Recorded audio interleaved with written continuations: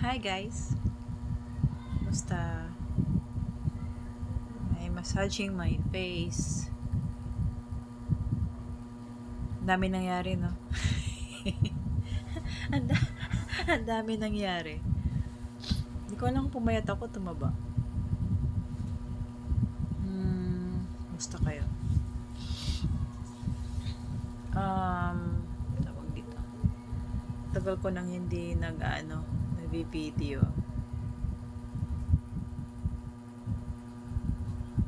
Why are you sad? Ba't daw malungkot? Hindi pa ako nakakapag ng bukod, guys. Kapag tina. Black kasi yung ginagamit ko. Dati kasi brown. Kailangan natin magkulay din, syempre. Hindi na tayo bata eh.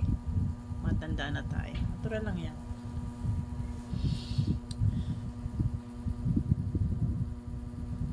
Ano sabihin ko? Kamusta yung Christmas nyo tsaka yung New Year nyo?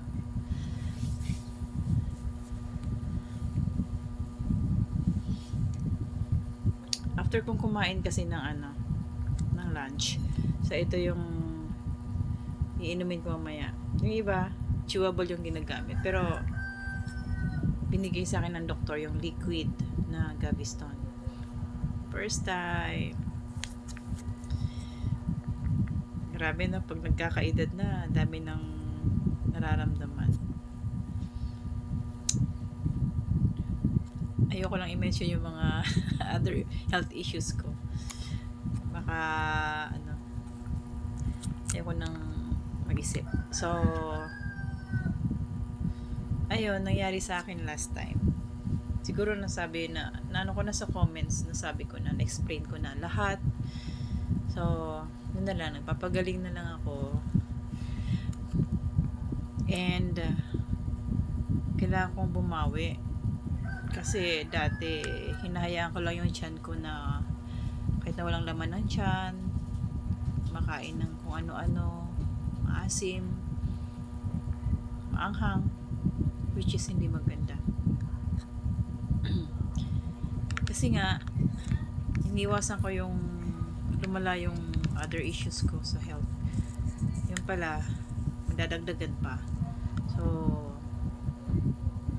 I hope na itong time na to na maka-recover ako agad at gumaling agad. Ayan. Tagal ko nang hindi nag-ano.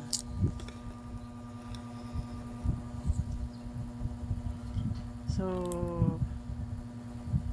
thank you pa rin kay Lord. Kasi alam kong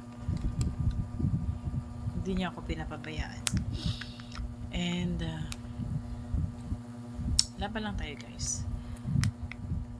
Alam kong marami pang darating. Kailangan natin maging matatag.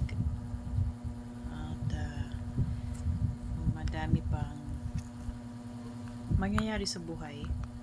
Pero kailangan maging handa tayo at lagi tayo mag-pray na makayanan natin.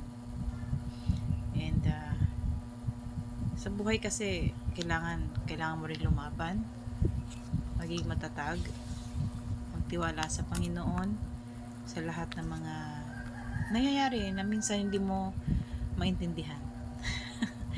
Hindi mo maintindihan ng buhay. Pero alam ko naman na hindi lahat puro hirap, puro sacrifices, puro trials. May blessings after. Meron ding blessings na ibibigay sa Lord sa atin. Huwag lang tayo manghinaan ng loob. Natural lang yon na tayo ay manghina. Pero huwag naman sana yung to the point na bibigay tayo. May kanya-kanya tayo problem. May kanya-kanya tayong hinaharap. Marami tayong iniintindi. Marami tayong iniisip. Hindi naman kasi natin kaya kung tayo lang, di ba? Nandiyan yung family natin, nandiyan yung Panginoon na tutulong sa atin, guys.